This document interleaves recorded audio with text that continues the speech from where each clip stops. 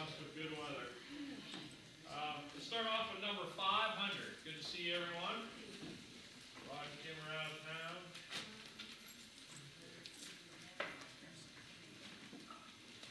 What was the number again? Number 500. Of our Father of every blessing.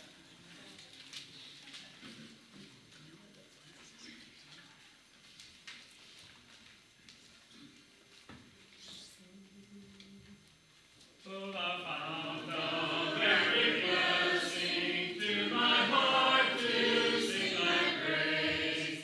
Streams of mercy never ceasing, calls my songs of loudest praise. Teach me ever to adore thee, may I still thy goodness prove. What the hope of endless glory fills my heart with joy and love. Here I raise my Ebenezer, hither by thy help I've come, and I hope by thy good pleasure safely to arrive at home. Jesus sought me when a stranger, wandering from the fold of God. He to rescue me from danger, interposed his precious blood. Oh, to grace how great a debtor daily I'm constrained to be. Let thy goodness, like a fetter, bind my wandering heart to thee. Never let me wander from thee, never leave the God I love. Here's my heart, oh, take and seal it for thy courts above. Sam? Let's pray. Our Heavenly Father, we thank you for letting us come here today. Thank you for the beautiful day that you've given us. We pray that everything that we do today is in accordance with your will. And we pray that we can take everything that we learn and take it out into the world and be the light that you've created us to be. Father, we thank you for just all the blessings you give us, and we pray for all those who are sick or not here with us, that you can put your hand on them and help them in the way that they need. Father, please be with us and keep us from evil and temptation, and forgive us our sins. In Christ's name I pray. Amen. Now, how are classes?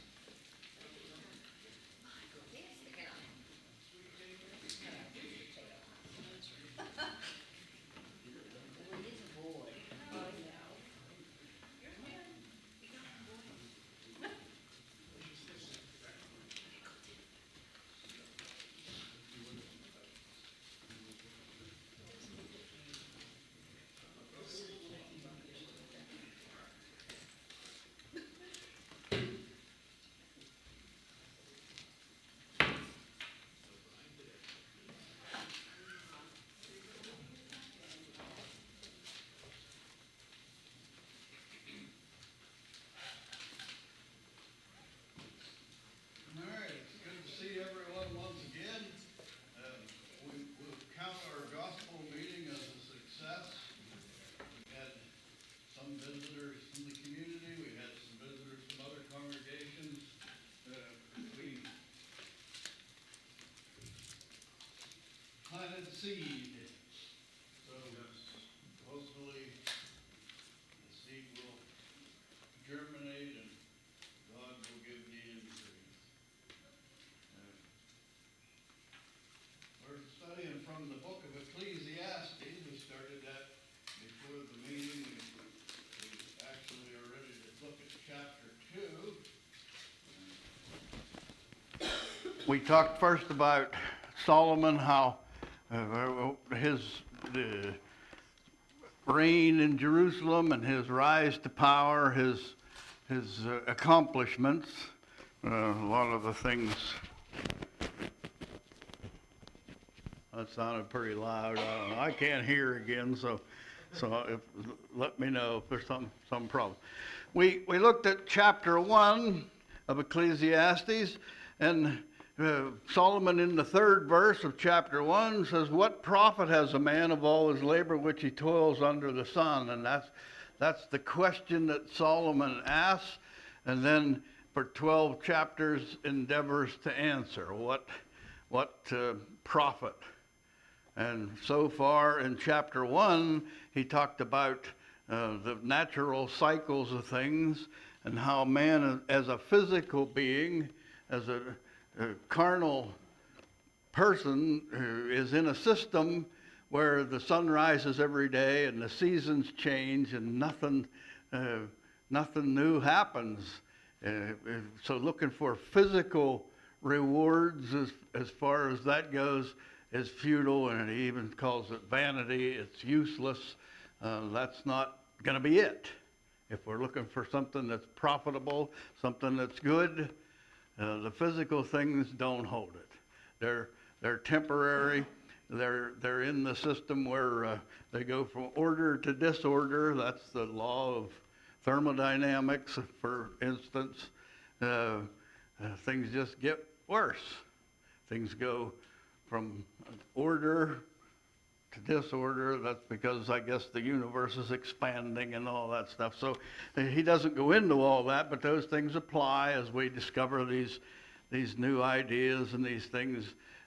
We see that just like Solomon said, there's really nothing new. He said this stuff has always been this way, and we're in the system. But don't look for profit. Don't look for anything great that you can hold on to and take with you out of the physical system. We'll talk about that some more as we get into chapter 2. We did read the first couple verses of chapter 2, but we'll go over that again. Ecclesiastes chapter 2, verse 1 says, "I said in my heart, come now, I will test you with mirth. Therefore enjoy pleasure. But surely this also was vanity. I said of laughter, madness, and of mirth, what does it accomplish? I searched in my heart how to gratify my flesh with wine, while guiding my heart with wisdom, and how to lay hold on folly, till I might see what was that good for the sons of men to do under heaven all the days of our lives." And he refers to that question again, what was that good for the sons of men? But it's all vanity. It's all physical stuff. And he thought, well, I see people seem to be having a good time just laughing and carrying on. Some people have a good time with wine. Maybe I should try that. And he did. And that was nothing either. And he'll talk about that some more as it goes on here. All right, then in verse 4, it says, "I made my works great." This is Solomon talking now. And again, he's talking, or presents this apparently as if he was the convener of an assembly, is the Hebrew word for the preacher that it talks about in the first verse there of chapter 1. He's presenting this, and this is a thesis on what he thinks about life. "I made my works great. I built myself houses and planted myself vineyards. I made myself gardens and orchards, and I planted all kind of fruit trees in them. I made myself water pools from which to water the growing trees of the grove.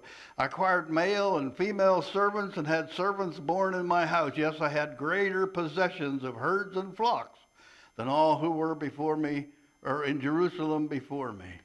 Let's stop there and go over those verses a little bit. We talked about some of the accomplishments of Solomon, and we also looked at the visit of the Queen of Sheba when she came to Solomon when he was older, and she said she had heard of the things that Solomon did, and when she got there, half of it wasn't told to her. She was just astounded with how magnificent things were around Solomon. He said, I made my works great, and we see that he took 21 years in building around Jerusalem, 13 years to build his house and 7 years to build the temple.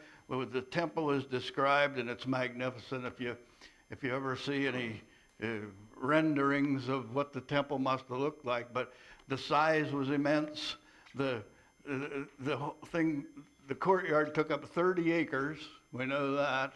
The temple was in the middle of that with walls around the courtyard and walls around everything. It had the altars, the bronze sea that it's called, or the big tank filled with water. It held, I don't remember, 5,000 gallons, whatever it was. And of course, this is up on a hill, so they have to bring water to it. And you can imagine people carrying wood, carrying water, bringing things to the temple. The sacrifices would come in. Live animals came to the temple and were slaughtered there before the altar, those kind of things. Near that was his palace and the house that he built for his wives and things. Just magnificent stuff. He talks about planting himself vineyards, and we know in 1 Chronicles, I think it's chapter 24, it talks about vineyards that David owned. And of course, Solomon would have inherited that stuff. And Solomon planted vineyards, he says here. And he grew grapes and those kinds of things. He had servants doing this stuff. While he's building the temple, he's still planting orchards and vineyards. He says in verse 5, I made myself gardens. This is the word here that's used in the Hebrew really comes from the Persian, I guess, but it's the word paradise. I built paradises. I made paradises, just gardens to go and enjoy. And orchards, we know what that is. They're fruit trees. And he knew about this. Back in I believe it's 1 Kings chapter 10, it said that Solomon imparted wisdom about trees and about animals and about plants, and he knew about that stuff. So he did it, and he knew a lot about it, and that's reflected in some of his writings. In Song of Solomon, it talks about. Let's turn to Song of Solomon, chapter 6 for a second. It's the very next book of the Bible here. First, Song of Solomon, chapter 6, and look at verse 11, where the Shulamite says, I went down to the garden of nuts. You never thought of that. He planted that stuff. To see the verdure of the valley, to see whether the vine had budded and the pomegranates had bloomed. So this is the words of somebody who is interested in that kind of stuff. You know, it's one thing to say, yeah, there's a pomegranate tree over there. I don't know much about it, but to go and see when it blooms and go and see and watch the thing grow all summer and understand the fruit. In Song of Solomon, chapter 8, verse 11, says, Solomon had a vineyard at Baal Hamon. He leased the vineyard to keepers. Everyone was to bring for its fruit 1,000 silver coins. So it doesn't say how many keepers of the vineyard, but this was the deal that he had. He had these vineyards, and he probably had other vineyards, but this is talking about one in specific, or one in particular, that Solomon had, and he had keepers there. There are other verses that talk, in verse 12 there, he says, my own vineyard is before me, you, O Solomon, have 1,000, that is 1,000 silver coins. Those who tend its fruit, 200. So no matter what kind of a crop they get, he gets $1,000 or whatever it is, 1,000 pieces of silver. If they have a good crop, that's okay. If they don't have such a good crop, he still gets it. He had that deal. That was the deal, and he was sticking to it, I'm sure. But those things, and that was how things operated in Israel at this time. And made gardens and orchards and planted all kinds of fruits of them. We're back in chapter 2, verse 5 of Ecclesiastes.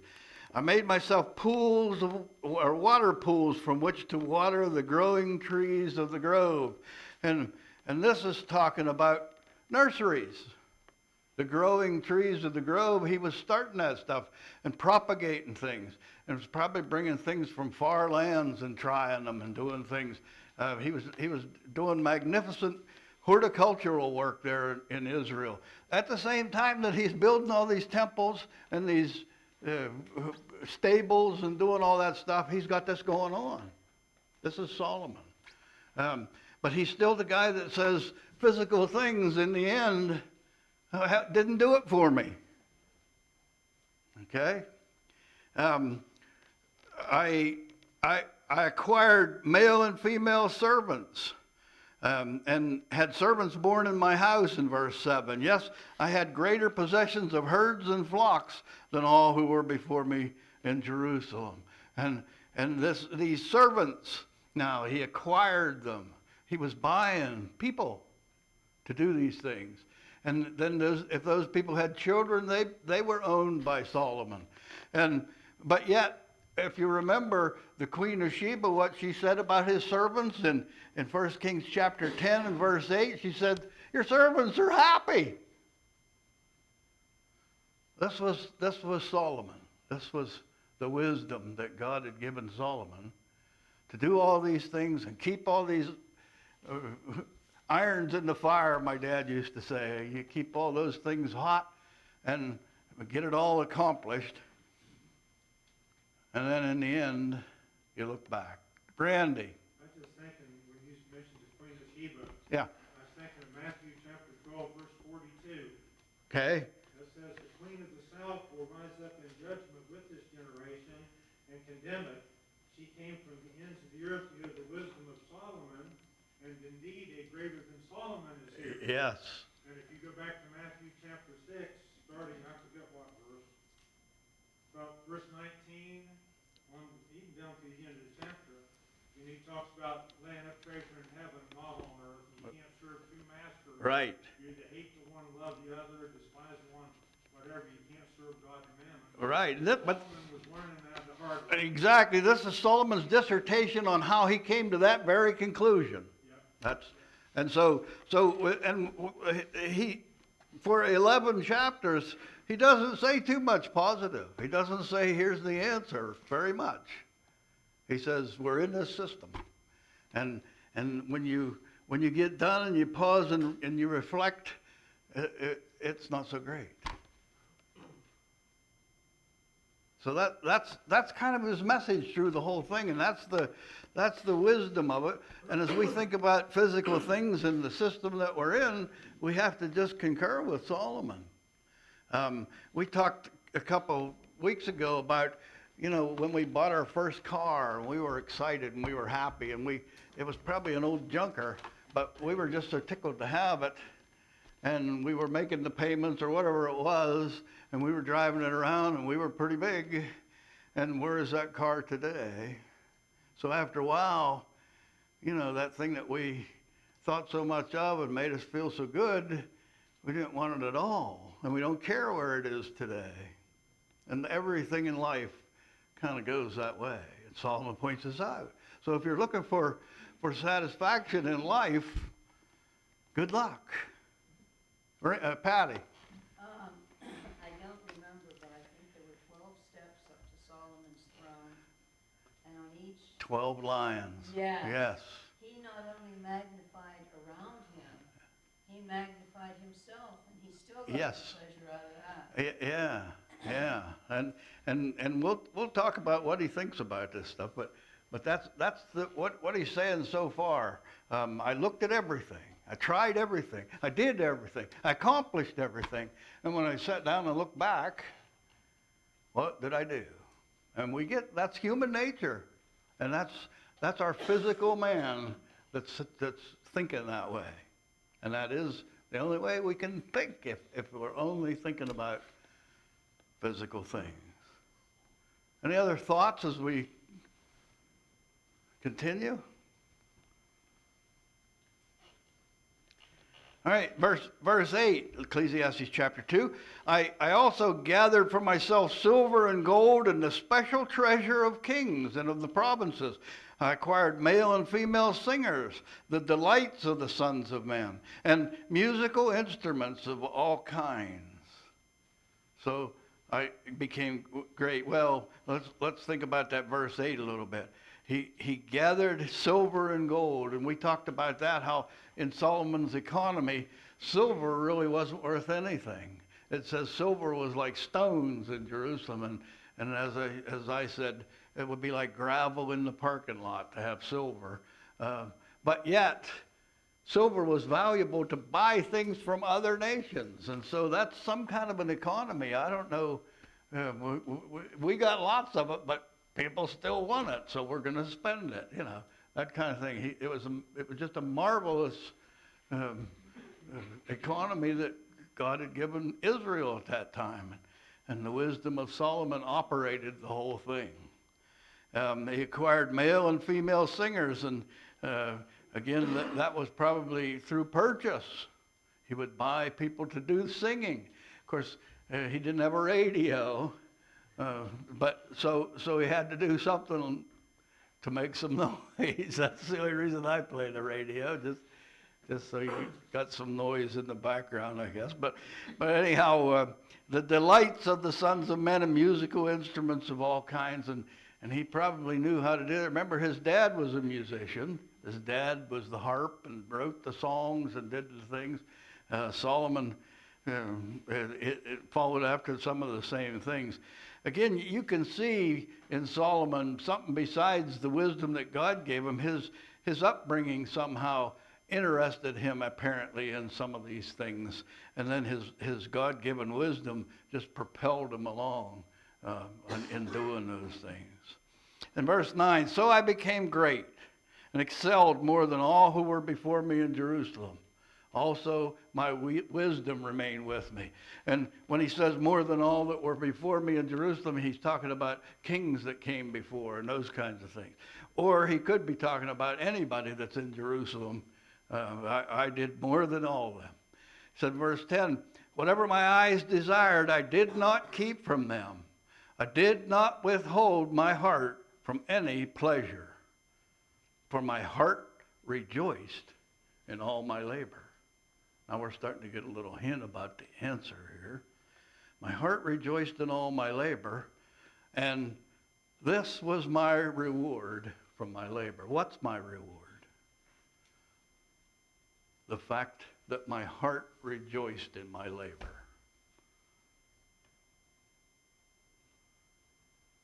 Does that make any sense? Yeah, no wonder he ended up how he did, you know. Yeah. My heart rejoiced, and that was my reward. That's what I got out of what I did. Those happy times, those little things in the physical life, that's what you get. A little bit once in a while. But if you look back on all of it, it's not anything. It's like that car we junked years ago. All right, let's go on a little bit. Then I looked on all the works that my hands had done and on the labor in which I had toiled. And indeed, all was vanity and grasping for the wind. There was no profit under the sun, other than that little reward that I was happy while I was doing it. Verse 12, I turned myself to consider wisdom and madness and folly, for what can the man do who succeeds the king? Only what has already been done. Then I saw that wisdom excels folly as light excels darkness. The wise man's eyes are in his head, but the fool walks in darkness. Yet I myself perceive that the same event happens to them all. So I said in my heart, as it happens to the fool, it also happens to me. And why was I then more wise? Then I said in my heart, this also is vanity. For there's no remembrance of the wise, no more remembrance of the wise than the fool forever. Since all that now is will be forgotten in days to come. And how does the wise man die? As the fool. The physical person, there's no distinction. They're all going to do the same thing. Randy. He sounds really super depressed. Kind of does. Yeah, But I think this is part of that wisdom. He's pointing out this is what you have if you're just doing physical things. And that's the dichotomy between the two. You know, the worldly mind just thinks about what you can get for yourself, and then you got to die and leave it all. There you go. But the godly mind's thinking about what I can do that I can leave to help somebody else. Right, and Big difference. exactly. But I guess my point is we want to apply this to things in the New Testament. We want to apply this, but Solomon didn't do that. He's standing there, however long it takes him to give this presentation, and tells them these depressing things the whole time. Because if you're just looking at the physical, it's going to get depressing. Go ahead. And I think too of what he said in verse 15, when he said, "Why wasn't I then more wise?" The answer to that is because you asked for it. Well, you asked for it, yeah, but it doesn't seem like he gained anything. He's just going to die just like somebody that's not wise. That's what he's saying. So if you're just, again, looking about physical things, it's not good. It's not. So we have to have some way and some reason to look beyond that. But he doesn't present that yet. He doesn't do it. Just go ahead. That's interesting. I just get thinking all this stuff. Yeah. You know, it sounds almost like he's trying to discourage people by pouring out his heart Yeah. from looking at things like he looked at things when he was being a fool. Well, there you go. There you go. So, yeah. Any thoughts? All right, then he says in verse 17, "Therefore I hated life, because the work that was done under the sun was distressing to me, for all is vanity and grasping for the wind. Then I hated all my labor in which I had toiled under the sun, because I must leave it to the man who will come after me when I die, just like the fool. And who knows whether he will be wise or a fool. Yet he will rule over all my labor in which I toiled, in which I have shown myself wise under the sun. This also is vanity. Therefore I turned my heart and despaired of all the labor in which I had toiled under the sun. For there is a man whose labor is in wisdom, knowledge, and skill, yet he must leave his heritage to a man who has not labored for it. This also is vanity and a great evil. For what has a man for all his labor and for the striving of his heart which he has toiled under the sun? For all his days are sorrowful and his work burdensome. Even in the night his heart takes no rest. This also is vanity." And then we come to verse 24, where he says, "Nothing is better for a man that he should eat and drink, and that his soul should enjoy good in his labor. This also I saw was from the hand of God." So again, he refers to those little things that make you stop and think, this is a good job, or this is satisfying. And you think that briefly, and then after a while, it's like that first car that's in the junkyard. You don't even think about it again. In physical life, that's the way it works. So there's got to be something better. So he says, nothing is better, and this is from God. Let's look at Ecclesiastes chapter 5, verse 18 for a minute. Because this is answering that question that comes right at the beginning of the presentation, where is there any profit? But Ephesians 5:18 says, "Here's what I've seen. It is good and fitting for one to eat and drink and to enjoy the good of all his labor, which he toils under the sun, all the days of his life, which God gives him, for it is his heritage. As for every man to whom God has given riches and wealth and given him the power to eat of it, to receive his heritage, and to rejoice in his labor, this is the gift of God. For he will not dwell unduly on the days of his life, because God keeps him busy with the joy of his heart." So as we think about it in the physical world, there is nothing better for us than to be happy in what we're doing and happy in what we're making. And where he talks about eating and drinking, these Israelites made everything and did everything, ate everything they had from scratch. I mean, I'm talking about they went out and planted something, and then made their bread or made their, today we have a little different system. But there, they were a little closer to this, and they knew where that stuff came from. It came from God. But it was physical things, and still it was fleeting. It wasn't, this is your reward, and then you ate it, or you drank it, and that's it. And that's all you get out of physical life. The enjoyment of the work and the participation in the reward of the work.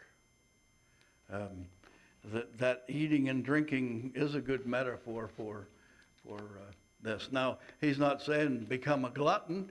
It's just that when you stop and you have that cup of coffee and that donut, and you think about how satisfying your morning was or whatever it was, that's all you're getting out of physical life. Agree? Disagree? What do we say? Ken? Well, it makes you ponder, I guess, when you think about what he said, is that you do all this and you leave it to another man or another person. And you think about that, and that's a fact. I mean, it really is. You can build up all the things you want to build up, but it becomes a burden trying to figure out who's going to get it, who you want to leave it to, and make sure that one person's taken care of, or whatever, and this, that, and the other, but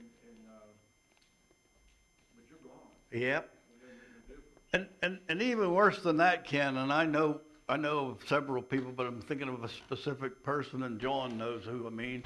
But when he was older, he kind of cashed everything in, and he put it all in the bank, and interest was high, and it was back in the 80s, and he shouldn't have had to worry about anything because he had a lot of, and you know what? All he did was worry. You know people like that. You know who I'm talking about. And all they did was worry, and then one day he killed himself. Yeah. That's thinking about physical things. That's what happens. That's where you get to. Because if you're dependent on physical things, you could be in despair or depression or anything any minute. That can happen.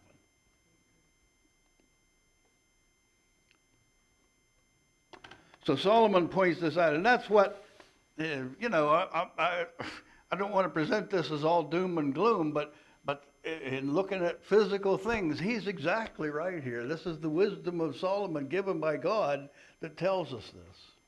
Physical things. So we have to balance this, I guess, in our minds, in our being, in our soul, we'll say, and enjoy some things, but remember, this ain't all of it.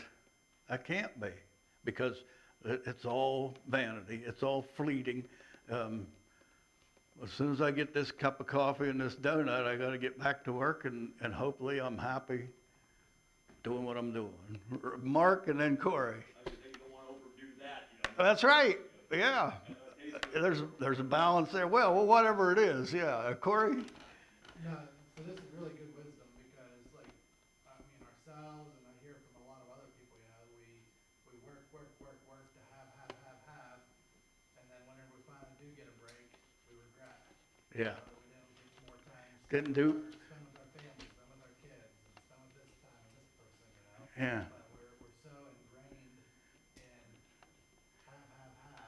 have. You know, But he's telling us. nobody ever came to the end of their life and said, boy, I wish I'd have spent more time at work.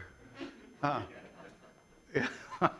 But while you're doing it, when you're really engrossed in something and really working at it, and you're happy, remember, that's your reward. That's it. That's what you get. Al, I got a question. Okay. The people here in the Old Testament, were they looking forward to a life after death? I think they were. Yeah. Solomon later on says, who knows the soul of man that goes up and spirit of animals that goes down to the earth. And, you know, they had that. Because it seems like this is all he had to do was to, you know, make himself more and more and more wealthy. Yeah, well, and that's human nature. It is. And he was in a process where it was working, so let's keep going, kind of a thing. You know, 20-some years building, and at the same time having all these plantings and all these flocks and all this stuff going on, and kings were coming, and people were coming for judgment to the judgment hall, and he's got to be there for that, and he's got to greet these dignitaries from other nations that are bringing him tribute. They're bringing him silver and gold and different valuable things and putting things in the trade. Remember, he also has ships going to Tarshish. You know where Tarshish is? Over in Spain. They were going over in there, bringing things back. It was trade, and he was in the center of trade, kind of crossroads of the world there for all that kind of stuff. So yeah, he's a busy boy. And when he has time to pause and reflect, he says, you know, that physical stuff didn't do it. Didn't do it. Even though I had billions of dollars worth of it, whatever, it wasn't it. It's not it. That's, I hope we're presenting this well enough that you realize that this is the message that Solomon begins to give here in the book of Ecclesiastes. All right, where'd we get to? Verse 25, we'll start next week. Yeah. Yeah, a little while ago, you mentioned Ecclesiastes 5:19 and 20. Yeah. And that made me think of Colossians 3:23 and 24. It says, whatever you do, do it heartily. Yes. As to the Lord and not to men, knowing that from the Lord you will receive the reward of the inheritance, for you serve the Lord Christ. Right.